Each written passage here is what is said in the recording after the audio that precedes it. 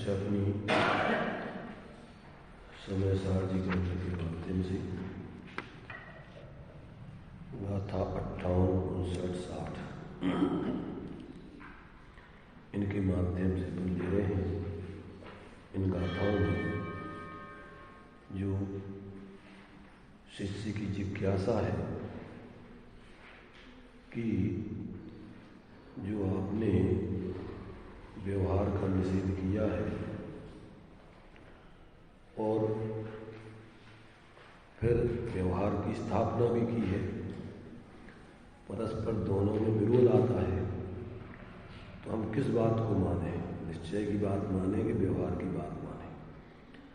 तो यहाँ इस प्रश्न के समाधान में कि तो व्यवहार नय और निश्चय नय का विरोध है, अविरोध कैसे कहा जा सकता है? अब इसके लिए आचार्य देव ने दृष्टांत देकर 3 गाथाओं में उसका स्पष्टीकरण दिया कि निश्चय व्यवहार में उसके विषय में भले ही परस्पर विरोध हो। विरोध हो का मतलब क्या? कि निश्चय नय जिस विषय को बताता है वो विषय व्यवहार नय का नहीं है। व्यवहार नय का विषय जो व्यवहार नय बताता है वो है, और निश्चय नय का जो विषय है वो बताता है। इसलिए अगर अपेक्षा समझी जाए कि ये बात निश्चय नय से कही जा रही है, इस दृष्टिकोण से कही जा रही है, तो उसमें फिर विरोध नहीं आता है। जब हम जिस दृष्टिकोण से जिस बात को बता रहे हैं तो उसमें तुम्हारे लिए विरोध दिखता है। इसलिए यहाँ अगर विवक्षाओं से वस्तु स्वरूप को समझा जाए तो परस्पर में कोई विरोध नहीं है, और फिर अपना प्रयोजन साधने के लिए किस समय अपन को किसको मुख्य करके अपना प्रयोजन साधना है वो कार्य किया जा सकता है। एक ही व्यक्ति को अपन कई दृष्टिकोणों से बोलते हैं। किसी का उसको पति कह देते हैं, किसी का भाई कह देते हैं, कभी तो वो व्यवहार का कथन है, व्यवहार से संबंध बताने के लिए है। परमार्थ से वो व्यक्ति किसी का कोई नहीं। निरपेक्ष दृष्टि से देखा जाए तो व्यक्ति अपने आप में सबसे निरपेक्ष से स्वतंत्र है, उसका किसी से कोई संबंध नहीं। ऐसे ही ये जितने भी अपने लिए व्यवहार के कथन हैं, असद्भुत व्यवहार आदि के, उपचरित सद्भुत व्यवहार आदि के, वो किसी संबंध विशेष को बताने वाले हैं। परंतु जब वस्तु को अपन निरपेक्ष दृष्टि से देखते हैं, सामान्य अभेद दृष्टि से देखते हैं, जब उसकी स्वाभाविक स्थिति से देखते हैं, तो वो व्यक्ति फिर पर से निरपेक्ष अपने आप में जैसा है वैसा है। तो ऐसा अपने लिए यहाँ पर वो सारी विवक्षाएं समझाई जा रही कि जो व्यवहार के कथन हैं वो भी किस अपेक्षा से किए गए हैं? वो संयोग को दिखाने के लिए हैं, संयोगी भाव को दिखाने के लिए हैं। जो संयोग और संयोगी भाव वो औपचारिक है। क्या कहा? जो संयोग और संयोगी भाव है वो औपचारिक है। जैसे किसी व्यक्ति को किसी का पति कहना और पति व्यवहार से उसको मानना, वो क्या है? संयोग और संयोगी भाव है। परमार्थ से देखा जाए तो व्यक्ति न किसी का पति है, न उसका किसी से कोई संबंध नहीं। तो ऐसे यहाँ पर आत्मा हो, जब अपन संयोगी भाव आदि की दृष्टि से देखते हैं तो उसके अनेक दृष्टिकोण खड़े होते हैं। जब निरपेक्ष दृष्टि से देखते हैं, द्रव्य स्वरूप अपने उसकी द्रव्य स्वरूप एक रूप स्वभाव की दृष्टि से देखते हैं, तो वो ज्यों का त्यों सदा काल, उसका कोई किसी से संबंध नहीं, वो ज्यों का त्यों उसी रूप रहता है। ऐसा यहाँ पर दृष्टांत देकर आचार्य देव ने स्पष्ट किया है। कल अपन ने इन गाथाओं की टीका और भावार्थ पढ़ा था, तात्पर्य वृत्ति अभी बाकी थी। तो भावार्थ पूर्वक अपन फिर से तात्पर्य वृत्ति को लेते हैं ताकि अपन को ये निश्चय व्यवहार का बताने का आचार्यों का प्रयोजन समझ में आ जाए और अपन को निश्चय व्यवहार में किसी प्रकार का विरोध भाषित ना हो। इनमें परस्पर आचार्य कह रहे अविरोध है। जहाँ जो बात जिस विवक्षा से की जा रही है उस विवक्षा से वो बात सत्य है, परंतु अपना अगर आत्मित का प्रयोजन साधना है तो इन सारे व्यवहार को मोड़ करके और एक अपने निःशुद्धात्म तत्व को मुक्त करके उसका आश्रय किया जाए तो आपका परमार्थ सिद्ध होता है। सभी पराश्रित परिणामों का अभाव होकर स्वाश्रित दशा की प्राप्ति होती।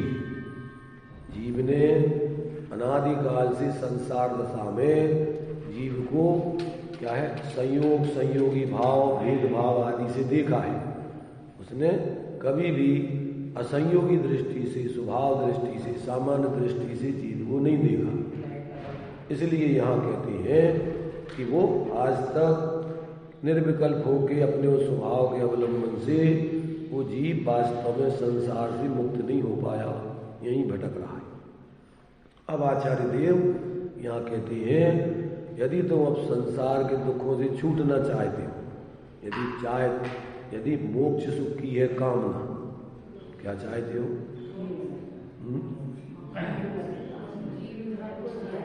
यदि आप संसार के दुखों से मुक्त होना चाहते हो तो अपने मूल स्वरूप को समझ के और अपने को उसी रूप जानो, उसी रूप अपने को अनुभव करो, उसी में स्थिरता करो, तो क्या है कि आप संसार के सभी पचड़ों से, सभी बंधनों से मुक्त हो जाओ।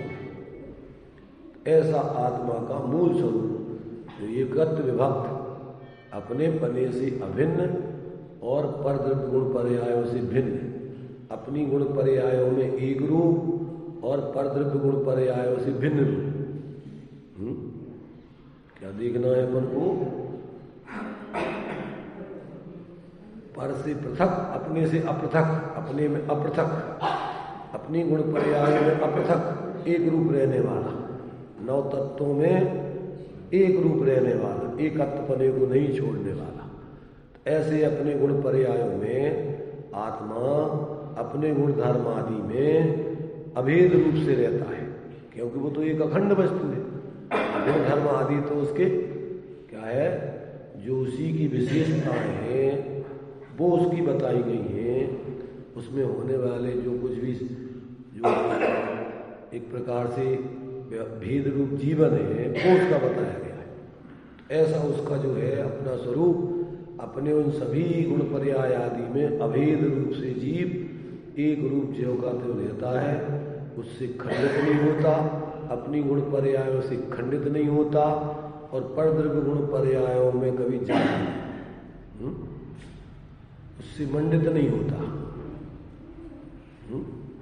अपनी गुण पर्यायों से खंडित नहीं होता और परद्रव्य गुण पर्यायों से मंडित नहीं होता। उनसे उसकी कोई शोभा नहीं है, उसमें उसका किसी प्रकार से कोई प्रवेश नहीं है। ऐसा अपन को यहाँ आचार्य देव दृष्टांत दे करके उस बात को सिद्ध कर रहे हैं। कल अपन ने जो 3 गाथाओं की अमृतचंद्राचार्य की आत्मख्याति पढ़ने के बाद भावार्थ पढ़ा था, इसके बाद आचार्य जयसेन स्वामी की तात्पर्य वृत्ति भी है, तो अपन भावार्थ और तात्पर्य वृत्ति को आज फिर से पढ़ते हैं। भावार्थ अपन ने पढ़ा था, फिर उस भावार्थ को लेकर तात्पर्य वृत्ति को देखते हैं। ये वर्ण से लेकर गुणस्थान पर्यंत भाव सिद्धांत में जीव के कहे हैं, वे व्यवहार नय से कहे, निश्चय नय से वे जीव के नहीं हैं, क्योंकि जीव तो परमार्थ से उपयोग स्वरूप है। यहाँ ऐसा जानना कि पहले व्यवहार नय को असत्यार्थ कहा था, सो वहाँ ऐसा न समझना कि वह सर्वथा सत्यार्थ है, माने उसका विषय कोई है ही नहीं। क्या व्यवहार का विषय है ही नहीं, ऐसा नहीं समझना। व्यवहार का अपना विषय है, व्यवहार भी है, परंतु वो परमार्थ नहीं है। तो अपन को ये बात यहाँ पर समझना है। जब अपन परमार्थ की बात करते हैं तो फिर अपन को लगता है कि जैसे सारा व्यवहार झूठा हो। व्यवहार झूठा नहीं है, परंतु वो परमार्थ के स्वरूप में नहीं, परमार्थ रूप नहीं है। ये बात यहाँ पर समझना है। तो यहाँ पर ये कह रहे हैं ऐसा नहीं समझना कि वह सर्वथा सत्यार्थ, किंतु कथनचित असत्यार्थ जानना। क्योंकि जब एक द्रव्य को भिन्न पर्यायों से, या जब एक द्रव्य को भिन्न पर्यायों से अभेद रूप उसके असाधारण गुण मात्र को प्रदान करके कहा जाता है, तब परस्पर द्रव्यों का निमित्त नैमित्तिक भाव तथा निमित्त से होने वाली पर्यायें वे सब गौण हो जाते हैं। क्या कहा? जब एक द्रव्य को किस रूप में कहा जाता है? परद्रव्यों से भिन्न कहकर उसकी पर्यायों से उसको अभेद रूप बताकर और उसके असाधारण गुण मात्र को प्रदान करके जब अपन उस द्रव्य की बात करते हैं तो तब परस्पर में द्रव्यों का जो निमित्त नैमित्तिक भाव है, माने जो दूसरे द्रव्यों से उसका संबंध बताया जाता है, तथा उन निमित्त से होने वाली जो पर्यायें हैं वे सब गौण हो जाते हैं। क्या हो जाते हैं? वे सब गौण हो जाते हैं, गोल नहीं हो जाते। क्या हो जाते हैं? गौण। उनका अभाव नहीं हो जाता है, परंतु जहाँ जिस बात को अपन देख रहे हैं उसमें वो चीजें दिखाई नहीं देती। अपने एक रूप आत्मा में वे फिर सब अपन को दिखाई नहीं देते।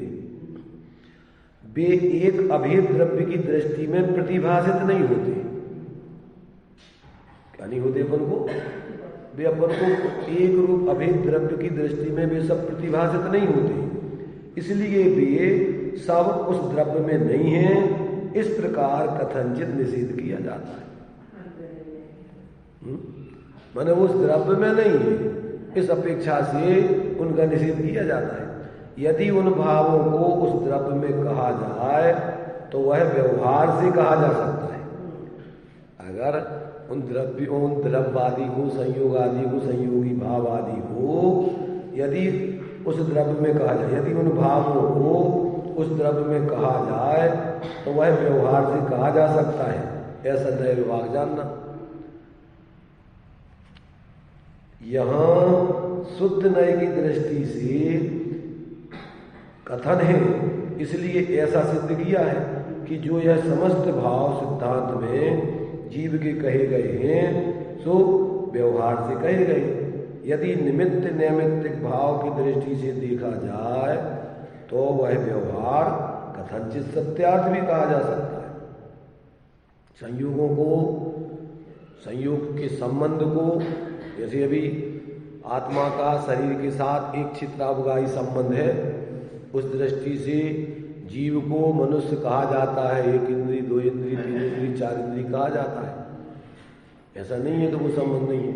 अगर इस संबंध को सर्वथा न माना जाए तो इसके पहले अपन पढ़ के आए, जैसे भस्म को मसल देने पर पाप नहीं लगता है, ऐसे ही शरीर आदि को मसल देने से पाप नहीं लगेगा।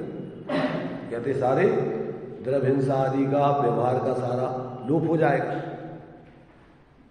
ऐसा तो नहीं है। इसलिए व्यवहार से तो जीव का शरीर से संबंध है। कौन सा संबंध है? एक क्षेत्रावगाही संबंध है, निमित्त नैमित्तिक संबंध है। वो संबंध नहीं है, ऐसी बात नहीं है।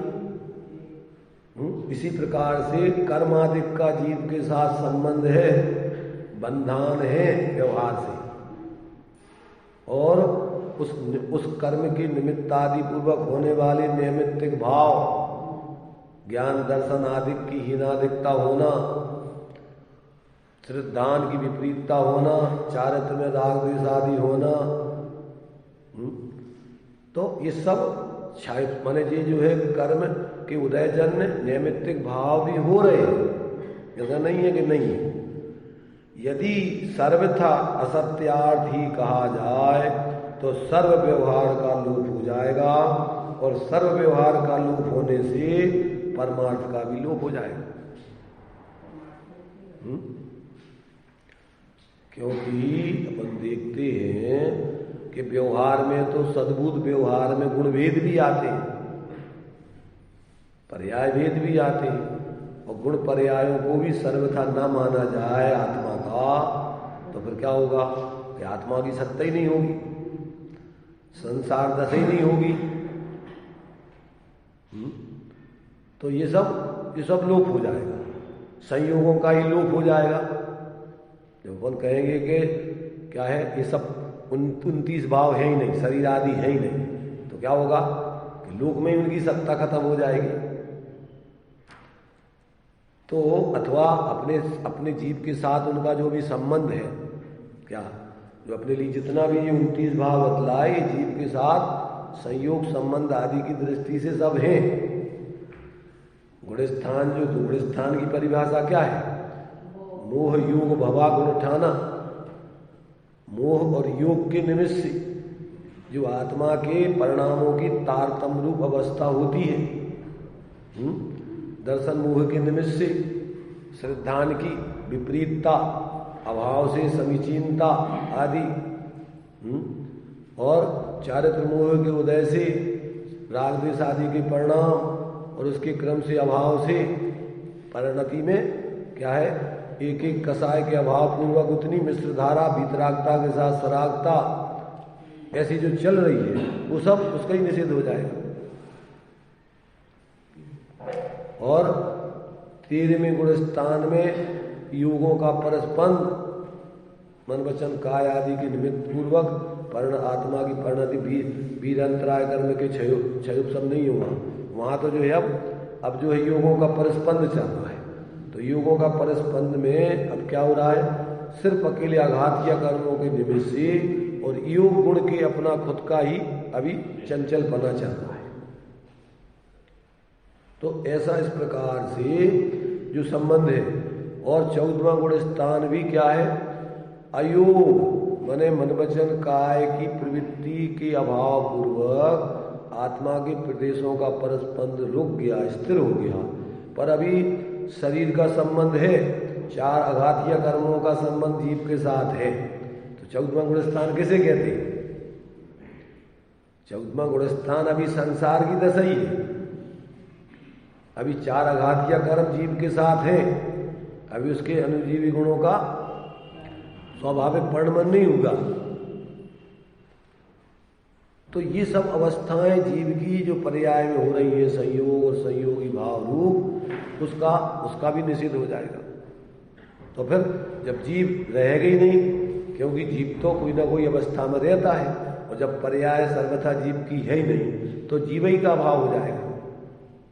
इसलिए कहते यदि आप व्यवहार का सर्वथा लोप करोगे तो परमार्थ का ही लोप हो जाएगा।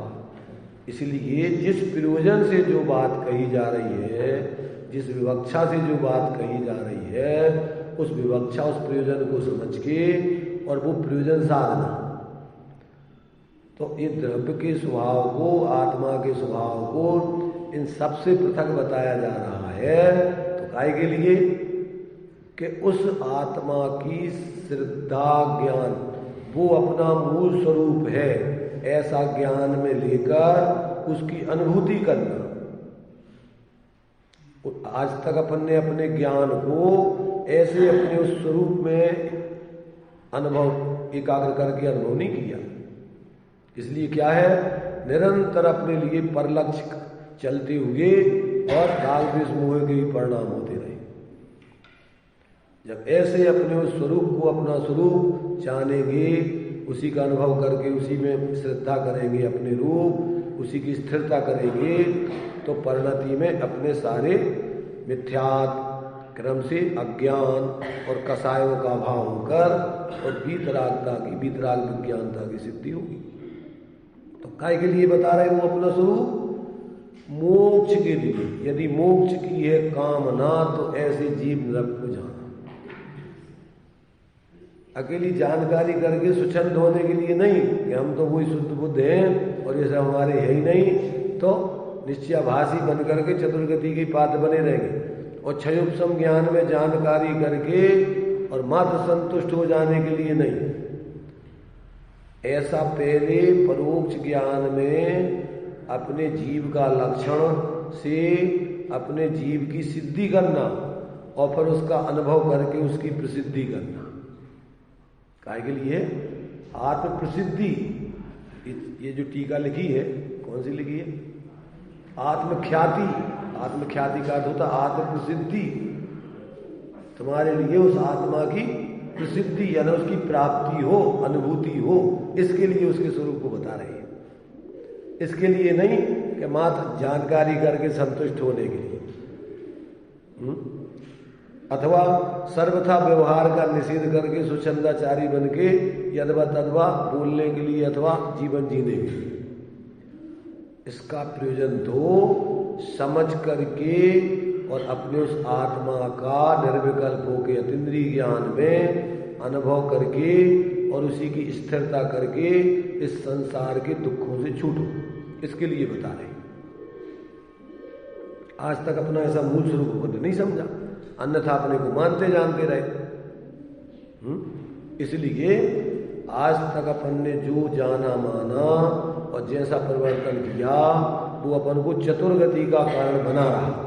और अब यदि आप अपने को इस प्रकार जैसा जीव का स्वरूप है ऐसा जानोगे, मानोगे, उसका अवलंबन करोगे तो चतुर्गति के दुखों से छूट जाओगे। तो काय के लिए बता रहे हैं स्वरूप? समझ करके उसका अवलंबन करके उस मय जीवन जीने के लिए। किसके लिए? उस मय जीवन जीने के लिए। परिणति फिर क्या है? निरंतर उसी में स्थिर होकर के और फिर सारे पराश्रय को छोड़ के पूर्ण निराकुलता या मोक्ष को, जिसको अपन मोक्ष कह रहे हैं ना, मोह रहे दशा। अनंत भगवान अपन बोलते हैं ना, मुक्ति वधु के कंठ तुम। भगवान कैसे हो गया? उस मोह रहित परिणति के मालिक बन गए, स्वामी। अब उनकी कौन सी परिणति है? अब उनकी मोह रहित परिणति, शाश्वत परिणति प्रकट हो गई है। तो अब वे मोह रहित परिणति के मालिक बन गए। अभी तक काय के मालिक थे? अभी तक काय के मालिक थे? अभी तक तो भ्रम से ये अन्न को अपना जानते मानते थे, अन्न का स्वामित्व करते थे ज्ञान में। तो ममता रूपी परिणति जो क्या है? जो आत्मा को निरंतर दुख देने वाली। कैसी है वो? वो आत्मा को निरंतर दुख देने वाली है। ऐसी मिथ्याद्र ज्ञान चरण बस भ्रमत भरत दुख जन्म मरण। जीव ने आज तक ऐसे परद्रव्यों में एकत्व ममत्व आदि करके और निरंतर दुख को सहाय परिणति में, ये निरंतर दुखी होता रहा अपनी परिणति में। और परिणति कोई ऐसी नहीं समझना कि कोई आत्मा से सर्वथा अलग है। कथनचित उसका क्या है? तादात्म संबंध है, अनुभवपना है। परिणति का जैसे अपन बोलते ना, आचार्य कुंद देव ही कहते हैं पंचाष्टिकाय में कि द्रव्य बिन पर्याय ना, पर्याय बिन ना द्रव्य हो, दोनों अनन्य रहे सब। अनन्य माने अभी एक ही है दोनों। ऐसे अनुभव दृष्टि से, वस्तु स्वरूप की दृष्टि से जब वस्तु को देखो तो वस्तु नित्यात्मक है। कैसी है वस्तु? पर्याय स्वभाव उसका त्रिकालिक है, पर्याय क्षणिक है और पर्याय स्वभाव त्रैकालिक है। एक क्षण के लिए भी द्रव्य पर्याय से रहित नहीं होता है, क्योंकि उसमें उत्पाद में ध्रुवत्व नाम की शक्ति है। त्रैकालिक उत्पाद नाम की शक्ति निरंतर नई नई पर्याय उत्पन्न करती रहती है। जैसे ज्ञान गुण से निरंतर अपनी ज्ञान की पर्याय होती रहती, ऐसी पर्याय उत्पन्न करने वाली एक कौन सी है? उत्पाद नाम की शक्ति है आत्मा में, त्रैकालिक, और एक व्यय नाम की शक्ति है, और एक ध्रुव नाम की शक्ति है। तो उससे क्या होता है कि वस्तु ध्रुव नाम की शक्ति से एक रूप अवस्था, ये तीनों द्रव्य की प्रवचन सारथी में पर्याय कहा है। ध्रुव रूप पर्याय, उत्पाद रूप पर्याय और व्यय रूप पर्याय, ये तीनों वस्तु के अंश हैं और तीनों मिलकर के एक वस्तु सत बनती है। उत्पाद व्यय ध्रुव युक्तम सत, सत द्रव्य लक्षण। तो पर्याय होते देना, ये द्रव्य का स्वभाव है नहीं। क्या बिना पर्याय के द्रव्य कभी नहीं होता।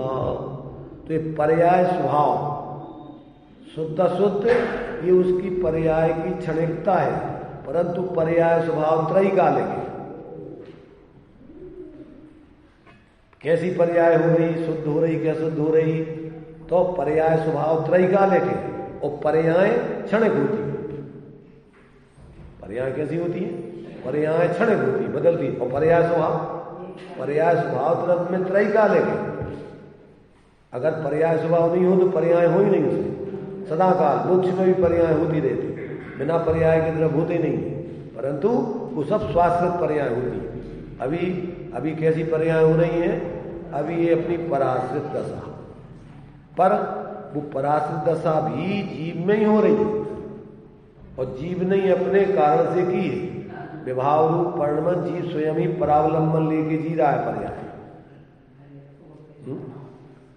पर्याय में। ऐसा उसका परावलंबन पूर्वक स्वावलंबन पूर्वक जीने की उसकी क्या है, सामर्थ्य है।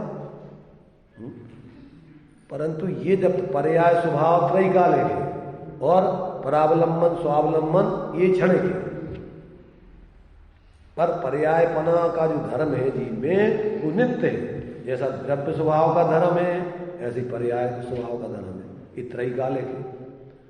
तो ये जब तक जीव को ऐसा वस्तु स्वरूप का निर्णय नहीं होता, तब तक अब ये अपनी वस्तु अपनी सीमा में रहती है।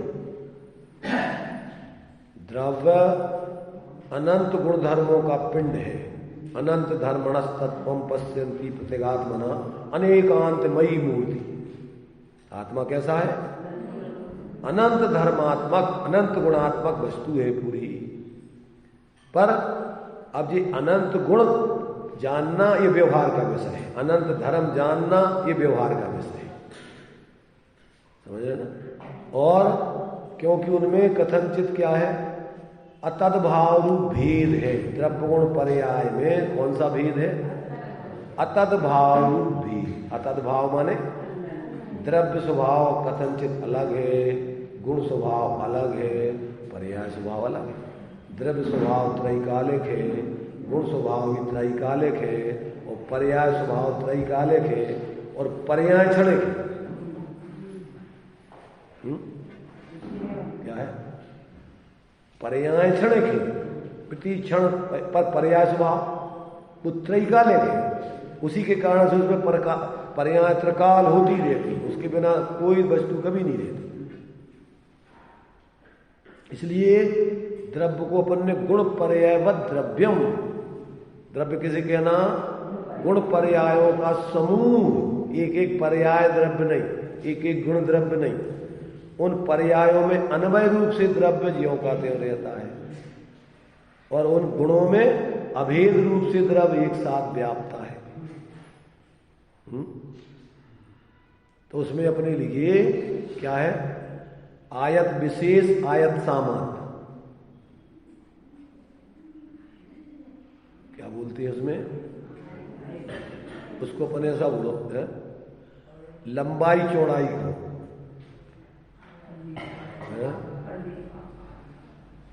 ऊर्ध्वता, माने उसको जब अपन पर्यायों की क्रम से बताते हैं, तो जैसे अपन लंबाई में देखते हैं वस्तु, लंबाई चौड़ाई मोटाई, वस्तु में तीन चीजें होती हैं। क्या क्या होती हैं, लंबाई चौड़ाई मोटाई।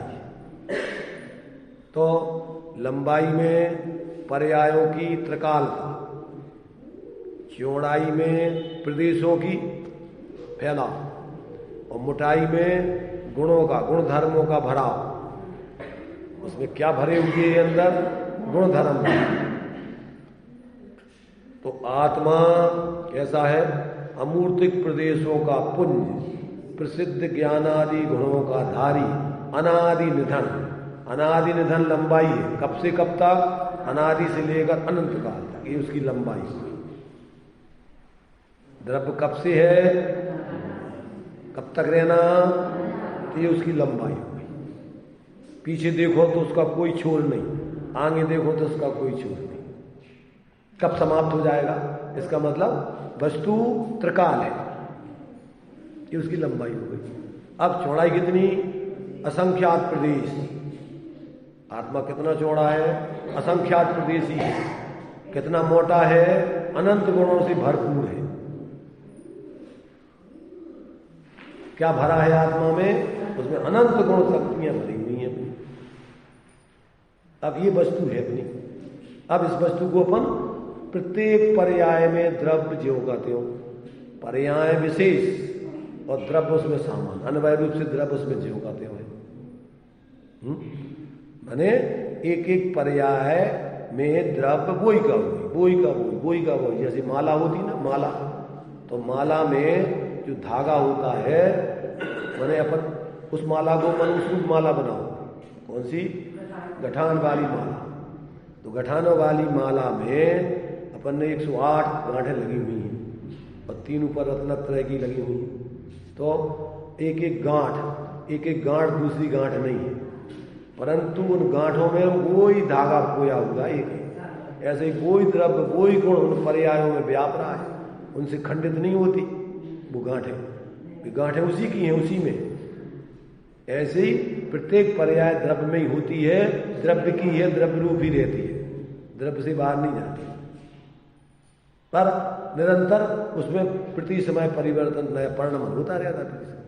वो पर्याय परिणमन, पर्याय रूप से द्रव्य में परिणमन होने पर भी द्रव्य पने से वो द्रव्य बोई का बोई रहता है।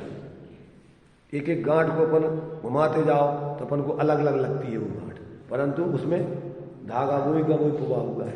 ऐसे ही कोई भी उसकी पर्याय हो, चाहे शुद्ध हो चाहे अशुद्ध हो, वो सब उस द्रव्य से खचित है, रचित है, तभी वो पूरा द्रव्य बनता है। अगर उसमें से एक गांठ को अलग कर दो तो क्या हो जाएगा? टूट जाएगा, धागा खंडित हो जाएगा, द्रव्य का नाश हो जाएगा। तो अपने अपने समय पर जैसे वो गांठ है, ऐसे अनादि काल से जो पर्याय द्रव्य में जिस समय जो होना है वो हो रही है क्रम से। अब जब तक जीव अपने स्वरूप को नहीं जानता तब तक वो संसार की अवस्था रूपी पर्याय होती रहती। और जब जीव अपने स्वरूप को जानकर परावलंबन मिथ्या मान्यता छोड़ देता है, ऐसा ज्ञान तोड़ लेता है, और जब परावलंबन छोड़ के स्वाश्रय करता है तो उसकी फिर वहां से शुद्ध पर्याय गुणों की प्रकट होने लगती है। उसकी अवस्था भी फिर शुद्ध हो जाएगी, संयोगों का अभाव हो जाएगा। अवस्था तो यहां पर भी अपनी आत्मा की शरीर से भिन्न है। अणुगुरु देह पमाणो उपसंहारप्य सत्य दो चेदा अस्मय दो व्यवहारा निश्चय नय दो असंख्य देश। अभी आत्मा पूरी की पूरी है यहाँ इस शरीर में, शरीर से पृथक, जल पय जीव जिय तन मिला वे भिन्न। ये आत्मा के प्रदेश, आत्मा की अवस्था इस शरीर प्रमाण शरीर से भिन्न अलग है। जो विभाव व्यंजन पर्याय है वो पुद्गल की अवस्था नहीं है, आत्मा की अवस्था अलग है, और ये पुद्गल परमाणुओं का पिंड अलग है। ऐसा इस शरीर प्रमाण अखंड आत्मा, अनंत गुणात्मा का आत्मा ज्यों का त्यों इस शरीर में विराजमान है। अब अपन अभी क्या करते हैं कि अभी ज्ञान में भ्रम पैदा करके, आत्मा है तो ज्ञान स्वरूप, चेतन को उपयोग रूप, चिन्मूर्त बिन्मूर्त रूप, अपन अपने को ज्ञान स्वरूप तो नहीं मानते। क्या मानते हैं? इस शरीर के संयोग होने से अपन को क्या मानते हैं? अपन को शरीर मानते हैं। इसमें दृष्टांत दिया, जैसे मार्ग में लुटते हुए जीवों को मार्ग लुटता है लूटता है कहा जा रहा है। आकाश में जो पुद्गल के परमाणु होते हैं तो अपन को उन पुद्गल के परमाणुओं को देख करके अपन आकाश को नीला पीला कहते हैं। ऊपर देखते हैं अपन तो अपन पूछते भैया कैसा? नीला नीला आकाश, नील गगन, पूरा नीला गगन है। तो आकाश कैसे, कौन से रंग का होता है? तो जैसे आकाश में पुद्गल को देखकर आकाश को नीला पीला कहते हैं, ऐसे ही आत्मा में ये परद्रव्यों के संयोग को देखकर, उनके निमित्त भावों को देखकर अपन आत्मा को उस रूप कह देते हैं, मनोस्त्रियंश कह देते हैं। गुण स्थान वाला, मार्गणा स्थान वाला, आत्मा तो सब गुण स्थान मार्गणा स्थान से परे है। पर अभी चूंकि संसार दशा में उन संयोगों में रह रहा है, उन संयोगी भावों में रह रहा है, इसलिए अपन को क्या बोल देते हैं, अपन आत्मा को बोल देते हैं। ये व्यवहार का कथन है। परमार्थ से आत्मा अपने चैतन्य गुण से लक्षित, वो अपने अमूर्तिक प्रदेशमय अनंत गुणात्मक ज्यों का त्यों पर से भिन्न रहता है, वो किसी रूप होते ही नहीं है। ये सब परावलंबी भाव, ये सब उसके कैसे हैं, औपाधिक भाव है, विकारी भाव है, ये उसके स्वाभाविक भाव नहीं। अगर इन औपाधिक भावों का अभाव कर दो तो आत्मा अपनी स्वाभाविक दशा में आ जाता है, अपने चैतन्य शांत निराकुल अपनी जो स्वाभाविक दशा उसमें आ जाएगा। तो ये अपन को पहले समझना है कि अपना मूल स्वरूप इन सबसे पृथक और अपनी गुण पर्यायों से अपृथक, अपने से अभेद पर से भिन्नता, अपने से अभिन्नता, अपने से वो खंडित नहीं होता है।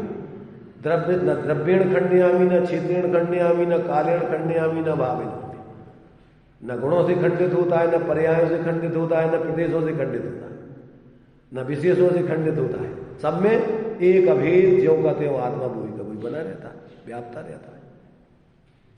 तो अब ये इतनी सीधी सादी बातें हैं, पर जीव इतना उलझ गया है कि वो ना जाने क्या क्या क्या क्या कल्पनाएं, धर्म के नाम पर कितनी मूर्ताएं धारण कर लेता है। बात तो इतनी सी है, कितनी सी, जैसे वो आता ना कि रामायण लिख दी तुम्हारे तुलसीदास जी ने, बात कितनी थी, एक थे राम एक थे रावण, उनने उनकी नार हदी, उनने उनको मारा, बस इतनी सी बात आती। तो अब क्या हो गया कि तुलसीदास लिख गए पोथन्ना, एक हते राम एक हते रावणना, और उनने उनकी नार हरी, उनने उनको मारन्ना, और तुलसीदास जी लग गए पोथन्ना। इतनी सी कहानी बताऊं नहीं, क्या हुआ, क्या बताओ रामायण में।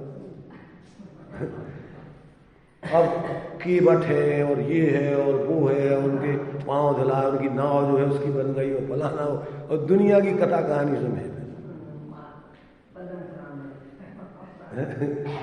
तो मतलब ये है कि इतनी सी समझ अपना है कि अपना आत्मा है, वो सब परद्रव्यों से भिन्न है, परभावों से भिन्न है, अपने स्वरूप को भूल के ये 4 गति 84 लाख योनियों की ये रामायण खड़ी हुई। इसकी ताश भ्रमण की है बहु कथा, पे कहूं कछु कहीं बुनिया था। बहुत लंबी चौड़ी कहानी है उसकी। काल अनंत निगोद मजार, बीतो एक इंद्री तंधार, निकस भूमि जल पावक भयो, पवन प्रत्येक वनस्पति थयो, दुर्लभ लई जो चिंतामणि। अब बोलत रहो रामायण से, भगवान राम की कहानी है सब, काई की भटक बेगी काई कहानी। अरे भाई ये रामचंद्र जी जो है अपने वो मोह महामद प्रियो अनादि और भूल आपको व्यर्थ में अपने ऐसे स्वरूप को भूल गए और अब निरंतर भटक रहे हैं। अब जगह जगह जो है सीता की खोज में भटकते फिर रहे, लड़ते फिर रहे। तो अपनी जो है जो स्वाभाविक परिणति रूपी सीता है, अब उसकी खोज के लिए अब परेशान है। मोक्ष को लिए, मोक्ष प्राप्त करने के लिए तो परेशान है ना आत्मा है भाई। सुखी काय में होगा भाई, जो युद्ध हुआ तो काय गिलाने सीता के पीछे तो हुआ भी, और सीता को दे देता, वो कह रहा सीता वापस कर दो, झगड़े का कोई काम ही नहीं। अपन अपनी परिणति को अपने आत्मा में एकाग्र कर लो, इधर उधर भटकाओ नहीं, झगड़े का काम 84 लाख योनियों का काम, इतना शुद्ध काम है। अपन अपनी पहले गलती करो और फिर के बाद में परेशान होते फिर, और फिर अब दूसरों से कहो कि भैया अब हमारी गलती, अब हमारी पंचायत करो। लड़ रहे अपन गलती अपन कर रहे, अपन अपनी गलती छोड़ नहीं रहे और पंचों को बुलाकर से पंचायत करवा रहे। अब पंच क्या पंचायत करें तुम्हारी? और तुम कहो कि हमारा पनाला तो तहीं से बहेगा और हमारी पंचायत करो ना। हमारे भाई झगड़ा तो था कि भैया तुम्हारी नाली जो है हमारे घर में से निकल रही है, इसको तुम्हारी नाली का मुंह बदल दो, दूसरी तरफ से कर लो। नहीं हमारी नाली तो तहीं से बहेगी। अब झगड़ा रोजी ना करो जी ना, तुमने कि भैया पंचायत बैठाओ, पंच फैसला करेंगे। और पंचों से कह दिया उन्होंने कि देखो भैया तुम कि तुम्हारी बातें हमें शर्मात है, पर हमारे पनाले के बारे में तुम बात मत करना, हमारा पनाला वहीं से बहेगा। पंचों की बातें हमें शर्मात है, हम तुम्हारी पूजा करते हैं, मान सम्मान करते हैं, आदर आओ भगत करते हैं, तुम आओ बढ़िया, हम तुम्हें नाश्ता पानी कराएंगे, पर हमारे पनाले के बारे में तुम निर्णय नहीं करना, हमारा पनाला वहीं से बहेगा। तो पंच का फैसला करें तुम कहीं पंचायत। अब पंच परमेष्ठी से अपन फैसला करवा कि हमारा जो है हम बहुत परेशान है, हमारी जो नाली बह रही मिथ्या दर्शन ज्ञान चारित की, अब हम बहुत परेशान हैं। अब उसके बदलने की तुम बात मत करना और बाकी तुम हमारा फैसला कर लो, हमें सुखी कर दो, मेरे यहाँ उड़ना चितारो और प्रभु अपना, तुम अपना काम करो, हमें सुखी कर दो और हम जो कछु करना है हमें करना। मुझे फैसला नहीं है। मैंने सोचो, अरे भाई तुम्हारा फैसला करने, तुम्हारी गलती तुम्हें बता के उस गलती को सुधारवाना है और तुम अपनी गलती सुधार में तैयार नहीं हो और तुम कहो फैसला कर दो, हमें सुखी कर दो, हम बहुत परेशान हैं। कैसे परेशान हो तुम? अपनी परेशानी तो यही है ना मूर्ता की, और ये बाहर की तो कहने की बात है सब कि जी हमें गाली दिए थे जी, फलानो करा थे जी, ढेकानो। गाली माली तो वो उपचार रखे, मूल में तो बहुत पनालो दूर करो ना, और जब तक नहीं करोगे तब तक तो गाली खानी पड़ेगी, लड़ाई झगड़ा होगा ही, कैसे मिटेगा? तो ये अपन को इतनी सी बात है कि भाई ये जीव अपने स्वरूप को भूला है। जीव अपनी गुण पर्यायों में सामान्य रूप से अभेद रूप से रहता है, पर द्रव्य गुण पर्यायों से भिन्न रहता है। अब अपन अपनी पर्यायों में अपने द्रव्य गुण ही देख रहे, अपने ज्ञान में अपन किसको देख रहे? निरंतर पर को देख रहे, पर को अपना जान रहे, मान रहे, उसी से सुखी दुखी की कल्पना कर रहे, और रात दिन वहीं अपन लगे हुए। अब तुम सुखी कब हो जाओगे? और तुम्हें आत्मा की अनुभूति और आत्मा की सिद्धि कब हो जाएगी? प्रसिद्धि कैसे हो जाएगी? उधर तुम अपने स्वरूप को, अपना स्वरूप जानो मानो नहीं, उसमें स्थिरता नहीं करो, जो मोक्ष का मार्ग है। पर द्रव्यंते भिन्न अपना स्वरूप, क्या अपना स्वरूप क्या है? कि अपना चेतन को उपयोग रूप, चिन्ह मूर्त बिन मूर्त रूप।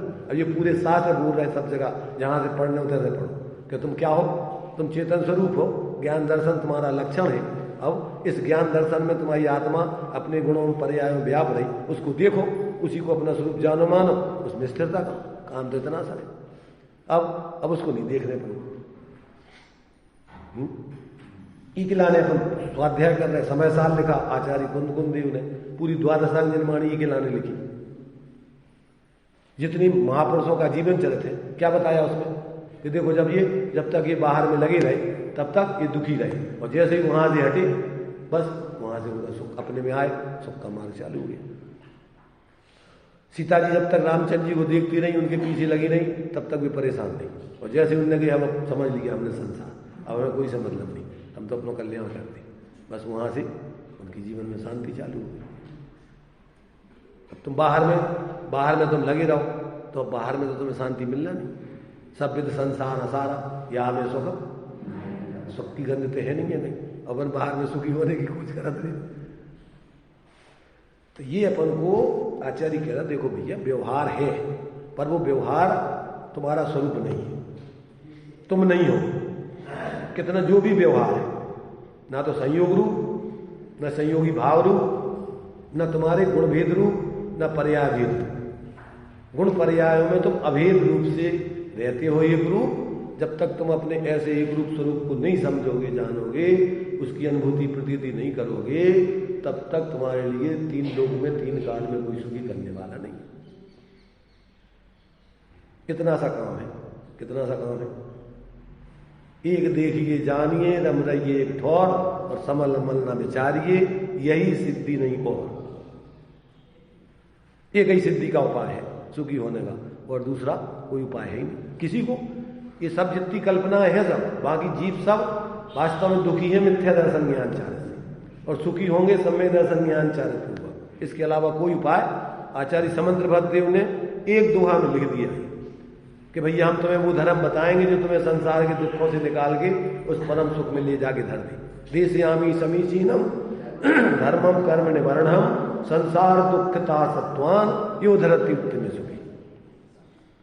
दखलाऊंगा वह सुधर्म जो सब कर्मों से मुक्त करे, भव ज्वाला से दुखी जनों को उत्तम सुख में शीघ्र धरे।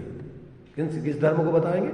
संसार से दुखी जीवों को निकाल करके जो उत्तम आत्मिक सुख में ले जाके रख दे, हम उस धर्म को तुम्हें बताएंगे। उन्होंने प्रतिज्ञा करी। ऐसे कुंद आचार्य देव ने इस समय प्रतिज्ञा करी कि हम तुम्हें वो एकत्र वक्त बताएंगे कि जिसके अवलंबन से तुम्हारे संसार का भाव हो जाएगा।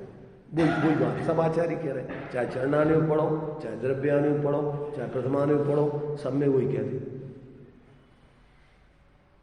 तो अब ने वो सुखी होने का मार्ग क्या बताया कि सदृष्टि ज्ञान वृत्तानि धर्मम यदि ये प्रत्यनीकानी भवंती भव पद्धति। हो गया, दो रास्ता है, एक ये जा रहा है मोक्ष को और ये जा रहा है संसार। अब तुम्हें कौन सा रास्ता रखना है? इसके अलावा कोई रास्ता नहीं है। दो मार्ग हैं अकेले से। कौन कौन से? सदृष्टि ज्ञान वृत्तानि धर्मम और यदि ये प्रत्यनीकानी भवंती भवपद्धति। एक मोक्ष का मार्ग और एक संसार का मार्ग, बाकी और तीसरा कोई मार्ग ही नहीं। तो अब अपन को कौन सा मार्ग चाहिए? संसार का मार्ग मोह का मार्ग है, पराश्रय का मार्ग है, और मोक्ष का मार्ग स्वाश्रय का मार्ग है, मोह क्षय का मार्ग है। एक मोह का मार्ग है, एक मोह के क्षय का मार्ग है। मोक्ष मोह का क्षय, यहाँ मोह का नाश होता है, और एक में मोह बढ़ता है। तो कौन सा मार्ग चाहिए तुम्हें? परस्पर दोनों विपरीत है। एक मोह का मार्ग और एक मोक्ष का मार्ग, जिसमें एक में मोह रहित होना है और एक में मोह बढ़ाते जाना है। अब कौन सा मार्ग चाहिए तुम्हें? इसके अलावा तुम कि साहब हम मोह भी नहीं छोड़े और मोक्ष का आनंद भी मिल जाए हमें। तो आचार्य कहते दो ही काम नहीं हुए सयाने, विषय भोग और मोक्ष पयाने। कि तुम बाहर के विषय भोग भी भोगत रहे और तू कह गए हम मोक्ष का आनंद भी मिल जाए। दो मुख सुई न सीवे कंथा और दो पथ पंथी चले न पंथा, और दो ही काम नहीं हुए सयाने, विषय भोग और मोक्ष पयाने। विषय का आनंद भी लेते रहे और हमें मोक्ष का आनंद भी मिल जाए। तो दो काम तो संग नहीं हो सकते। दो घोड़ों की सवारी तो नहीं हो सकती। संसार की दशा देखकर ये लीजिए जड़ पर झुक जाता है। तो अब क्या करें? सबको वही दिख रहा ना। वो तो लिखे, वो क्या लिखेंगे ना बताओ? जो यथार्थ है वही तो लिखेंगे, और अन्यथा लिखेंगे तो वो यथार्थ नहीं होगी। वो क्या होगा? अपन अब रस ले लेकर के बोलते रहो, जड़ पर झुक झुक जाता चेतन की मार्दव की खंडित काया। तो क्या कह रहे हैं? तो बात भटका ये जड़ पे झुक रहे हैं, ये अब शरीर में कर रहे हैं तो जड़ पे तो झुक रहे हैं, हमारा उपयोग ही में लगा। मैंने अपन समझने के लिए है ये सब चीजें, चाहे पूजा पढ़ो, चाहे स्तुति पढ़ो, चाहे शास्त्र पढ़ो, चाहे प्रथमानुयोग पढ़ो, चाहे द्रव्यानुयोग पढ़ो, सभी में आचार्य देव, चाहे चरणानुयोग पढ़ो। अब रत्नगण शराब का चार तो चरणानुयोग है ना, तो उसमें क्या लिखा उन्होंने कि हम तुम्हें वो मार्ग बताएंगे, वो धर्म बताएंगे जो संसार के दुखों से निकाल के उत्तम सुख में ले जाके रख दे। तब नाम है उसका रत्न करंड श्राव का चार। श्रावकों के लिए रत्नों का पिटारा, रत्नों का पिटारा भेड़ कर रहे आचार्य। अभी कौन से रत्न है? वे अंदर के आत्मिक रत्न, सम्यक दर्शन ज्ञान चारे, इनको रत्न बोल रहा है ना। रत्नत्रय, तीन रत्न है ये। सम्यक दर्शन ज्ञान चरण को श्री जिनवर ने धर्म कहा या रत्न कहा, मिथ्या दर्शन ज्ञान चरण को चतुर्गति का हेतु कहा। अब ये अपन को यहां पर ये अनेक अनेक तरीकों से तुम्हें उसी बात को स्पष्ट कर रहे आचार्य। क्यों? कि जहां जहां तुम्हारा उलझाव है, जहां जहां अटकाव है, वहां वहां से तुम्हें हटाने के लिए सब बातें लिखी गई। कहाँ कितनी जगह जीव उलझा रहता है, कहाँ कहाँ हो जाता है, वहाँ से सब चीज़ें तुम्हें वेद विज्ञान कराया गया है कि ये तेरा स्वरूप नहीं, ये तेरा स्वरूप नहीं, ये तेरा स्वरूप नहीं। क्यों? कि संक्षेप में समझ जाए तो वह जीवत से अन्य पुद्गल से अन्य तत्व संख्या। पूज्यपाद स्वामी ने एक श्लोक लिख दिया कि बस इतना सो काम है, जीव जुदा पुद्गल जुदा यही तत्व को सार, और कछु व्याख्यान सो या ही को विस्तार। अब इसी को खुलासा करने के लिए पूरी द्वादशा निर्माण। अब इतनी सी बात अगर इतनी में समझ जाए, जैसे उत्तुष्मास भिन्न वाली छिलका अलग है और दाल अलग है, ऐसे ही अपनी चेतन स्वरूप आत्मा अलग है, कोई शरीर आदि के छिलके अलग है, ऐसा समझ के और वे अपने स्वरूप में समा गए, उनको केवल ज्ञान हो। तो ये यहाँ देखो, ये दृष्टांत दे करके आचार्य कह रहे हैं कि भैया ये जितने भी अपन को व्यवहार है वो व्यवहार है, उसका निषेध नहीं कर रहे, पर उससे तुम्हारा कोई प्रयोजन सिद्ध नहीं होगा। तुम्हारा प्रयोजन आत्मित का साधना है, तो ये तुम्हारी एकत्र विभक्त आत्मा को तमेयत बेहत्तम दायम अपनो सभी वीण यदि दाय प्रमाणम चुपके जिसलम न गेतम। देखो इसमें इस भावार्थ को पढ़ लेते थे अपन। तो यहां कहते हैं कि वे वर्ण से लेकर गुणस्थान पर्यंत भाव सिद्धांत में जीव के कहे हैं, वे व्यवहार नय से कहे, निश्चय से वे जीव के नहीं है, क्योंकि जीव तो परमार्थ से उपयोग स्वरूप है। यहां ऐसा जानना कि पहले व्यवहार नय को सत्यार्थ कहा था, तो वह ऐसा न समझना कि वह सर्वथा सत्यार्थ है, किंतु कथनचित असत्यार्थ है जानना। क्योंकि जब एक द्रव्य को भिन्न उसकी पर्यायों से उसको अभिन्न और उसके असाधारण गुण मात्र को प्रदान करके कहा जाता है, तब परस्पर द्रव्यों का निमित्त नैमित्तिक भाव तथा निमित्त से होने वाली पर्याय वे सब गौण हो जाते हैं। वे एक अभेद द्रव्य की दृष्टि में प्रतिभाषित नहीं होते। क्या नहीं होता? जब एक द्रव्य को अपन अभेद को देखें तो फिर उसमें अपन को न गुण भेद दिखते हैं, न पर्याय भेद दिखता है, न संयोग दिखते हैं, न संयोगी भाव दिखते हैं, पर एक अपन को चैतन्य स्वरूप आत्मा दिखाई देता है, होते हैं। इसलिए वे सब उस द्रव्य में नहीं है। इस प्रकार कथनचित निषेध किया जाता है। यदि उन भावों को उस द्रव्य में कहा जाए तो वह व्यवहार नय का विषय हो जाएगा। व्यवहार नय से कहा जाता है, ऐसा नय विभाग है। यहाँ शुद्ध नय की दृष्टि से कथन है, इसलिए ऐसा सिद्ध किया है कि जो यह समस्त भाव सिद्धांत में जीव के कहे गए हैं तो व्यवहार से कहे गए। अब व्यवहार के अपन ने 4 भेद किए। कितने भेद किए? 4 भेद। 4 भेदों में अपन को सद्भूत और असद्भूत मूल में 2 कर दिए, फिर उसके तो सद्भूत के फिर 2 भेद कर दिए, एक अनुपचरित एक उपचरित। जो स्वाभाविक गुण पर्याय हैं वे अनुपचरित व्यवहार से जीव के हैं। क्यों? कि वे गुण विशुद्ध पर्याय वे जीव में ही होती हैं, जीव में ही रहते हैं वे गुण, इसलिए। परंतु वो एक एक गुण एक एक पर्याय जीव नहीं। व्यवहार क्यों है? क्योंकि वो भेद का कथन है। आत्मा एक एक गुण रूप नहीं हो जाती, अनंत गुणों में अभेद रहती है। इसी प्रकार अनंत पर्यायों में क्रम से अनवय रूप से व्याप्ति है। सभी पर्यायों में वही आत्मा व्याप्ति है। जितनी भी सोने की अवस्थाएं बनाओ तो भी काय की बनेगी? सोने की। सोने को छोड़ के नहीं बन सकती, उसमें सब सोने व्याप्ता है। इसलिए एक एक न पर्याय द्रव्य है, न एक एक गुण द्रव्य है। तो ये अनुपचरित सद्भूत व्यवहार भी द्रव्य निषेध कर दिया, क्योंकि अभेद द्रव्य की बात चल रहा है। तो अभेद द्रव्य में एक एक गुण एक एक पर्याय तो द्रव्य बनता नहीं, इसलिए वो भी नहीं, ऐसा कह दिया। ऐसा नहीं समझना कि वो ऐसे भेद रूप नहीं है, अभेद द्रव्य नहीं है, क्योंकि द्रव्य स्वभाव अनंत गुणों का पिंड है। द्रव्य एक गुण नहीं कहलाता है, गुण उसकी एक एक विशेषताएं हैं, इसलिए भाव भेद है उसमें, पर वस्तु भेद नहीं है। एक ही वस्तु को जब अपन गुण भेद से देखते हैं तो अनेक गुण अपन को दिखाई दे रहे हैं, और जब अपन उसी वस्तु को अभेद करके देखते हैं तो उन गुण पर्यायों में एक अखंड धर्म दिखाई देता है।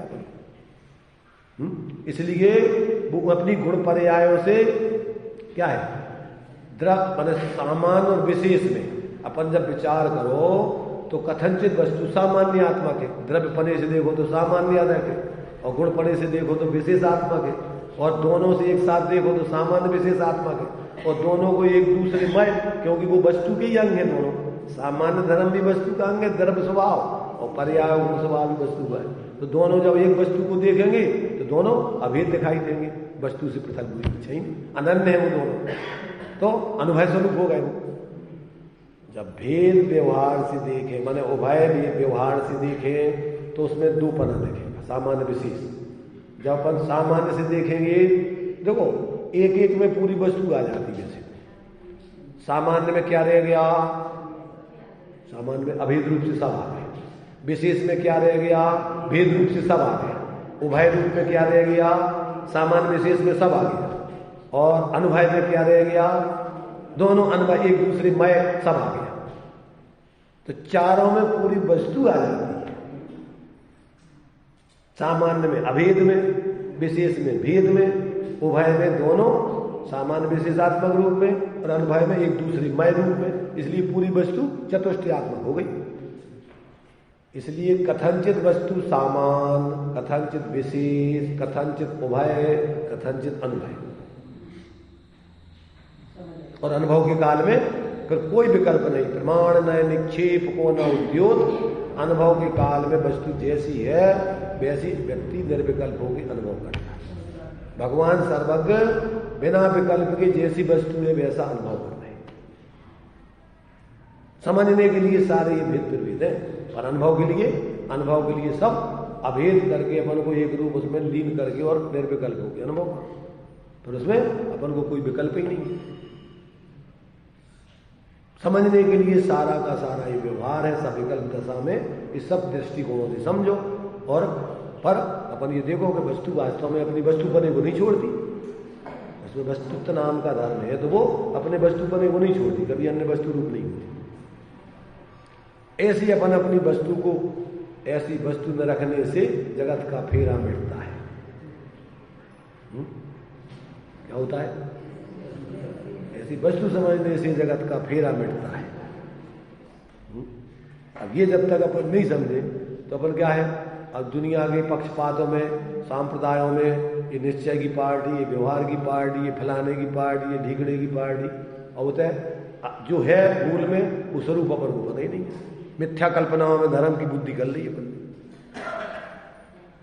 और आपस में एक दूसरे के प्रति दुर्भाव कर रहे हैं, जबकि सब जीव हैं, सब स्वभाव से परमात्मा स्वरूप है। इसलिए उनको मैत्री भाव सब जीवों से ज्ञानी के होता है। किसका होता है? ज्ञानी का। मैत्री भाव जगत में उसका सब जीवों से नित्य रहे, दीन दुखी जीवों पर उसके उनसे करुणा स्रोत बहे, दुर्जन गुरु कुमार ग्रतों पर क्षोभ नहीं उसको आवे, साम भाव रखे वह उन पर ऐसी परिणति हो जावे, गुणी जनों को देख हृदय में उसके प्रेम उमड़ावे, बने जहां तक उनकी सेवा करके यह मन सुख पावे, हो नहीं कृतज्ञ कभी में द्रोह न मेरे पुरावे, गुण ग्रहण का भाव रहे दृष्टि न दोष। अरे दोष तो क्षण आते जाते रहते हैं। कल का सप्तव्यसनी चोर अंजन, और एक दिन बाद में कोई निरंजन हो गया, उसमें कितनी देर लगती। तो अपन किसी के प्रति कोई धारणा बना के क्यों जीते? भाव तो बदलते रहते, एक से तो रहते नहीं। और अपन ने पक्का परमानेंट ठप्पा लगा लिया सबके प्रति। एक सेकंड नहीं लगता बदलने में, कितनी देर लगती? क्षण भर उसकी तरह अपन कहाँ मूर्तांग फंसे। जहां वस्तु तत्व का उसके लिए स्वरूप समझ में आया, उसकी भ्रांति खत्म। अरे अपन जीव है, सब जीव है, अब कौन किसका शत्रु, कौन किसका मित्र। इसलिए जब तक व्यक्ति को तत्व ज्ञान नहीं होता तब तक उसका सोच भी सम्यक नहीं होता, विराट नहीं होता है, सबके हित में नहीं होता है, कसायों पूर्वक विचार करता रहता है। किसी से राग, किसी से द्वेष, किसी से मोह, किसी से अपना, किसी से पराया। अरे कौन अपना पराया? बाहर के सब पर है और अपना आत्मा ही अपना है, बाकी सब सपना है, कल्पना है। तो अपने आत्मा को अपना स्वरूप जब तक नहीं अनुभव करोगे तब तक तुम्हारी मिथ्या कल्पनाएं नहीं जाएगी। तो ये यहां पर अपन को कहते भाई, यहां शुद्ध न की दृष्टि से कथन है, इसलिए ऐसा सिद्ध किया है कि जो यह समस्त भाव सिद्धांत में जीव के कहे गए हैं, जो व्यवहार से कहे गए हैं, यदि निमित्त नैमित्तिक भाव की दृष्टि से देखा जाए तो वह व्यवहार कथनचित सत्यार्थ भी कहा जा सकता है। यदि सर्वथा असत्यार्थ ही कहा जाए तो सर्व व्यवहार का लोप हो जाएगा, और व्यवहार का लोप हो जाने से परमार्थ का भी लोप हो जाएगा। इसलिए जिनेन्द्र देव का उपदेश स्यादवाद रूप सो स्यादवादमय सप्त भंग गणधर गूथे वारह सो रवि शशि न हरे सो तम हराय सो साथ नमो बहु प्रीत ले आए। कैसा है साथ? रवि शशि न हरे सो तम हराए। जिस अंधकार को सूर्य चंद्रमा दूर नहीं कर सकते, उस अंधकार को जिनवाणी माता दूर कर देती है। स्यादवाद के आधार से वस्तु स्वरूप का निरूपण करके उसकी मिथ्या भूल दूर कर दी। तो इस प्रकार से कहते हैं कि ऐसा समझना ही सम्यक ज्ञान है। सर्वथा एकांत का पक्ष मिथ्यात्व जानना चाहिए।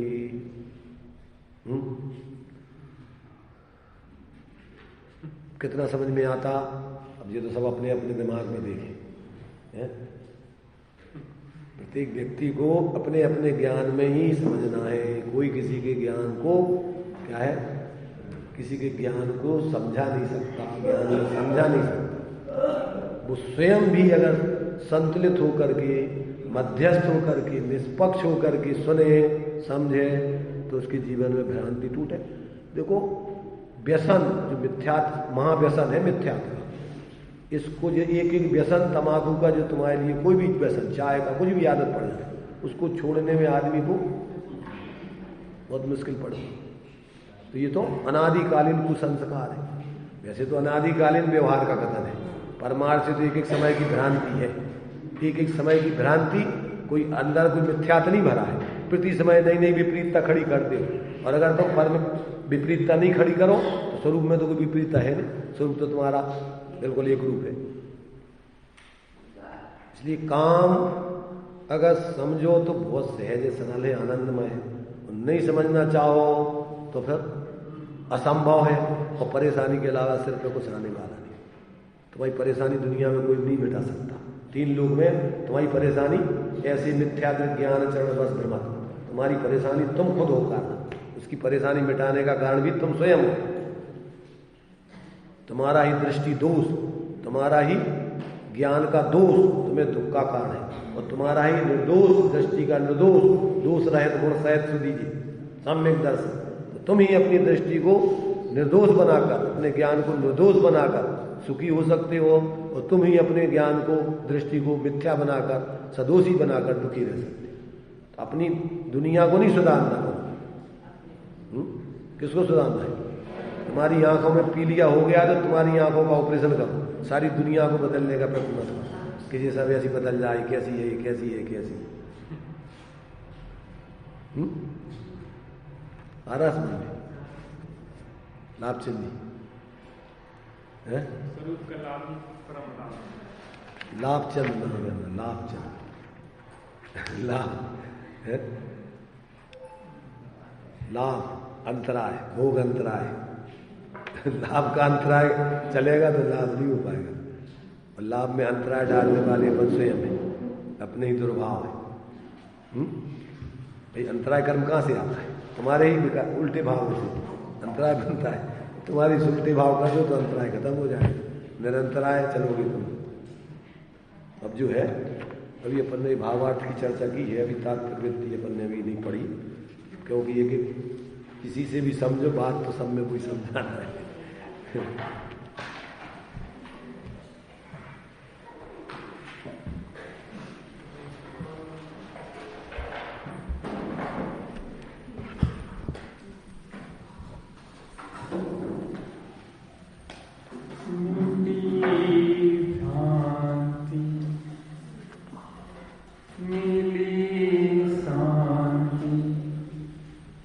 तत्व अनेकांत